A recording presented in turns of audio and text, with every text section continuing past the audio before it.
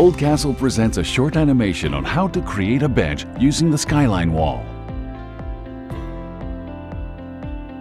Excavate desired area at least 12 inches deep.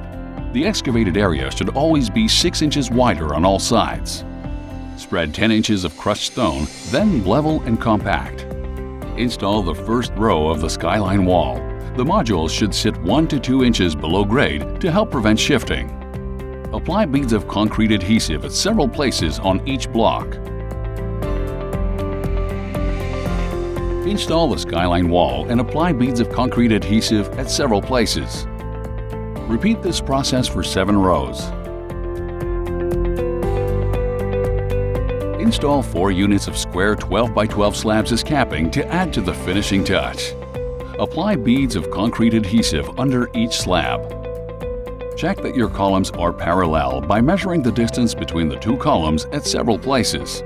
All distances should be equal. To make the bench, screw the 2x4 onto the 4x4. Apply concrete adhesive on each side of the bench. Your bench using Skyline Wall is now complete. To complete this project, you will need the following products.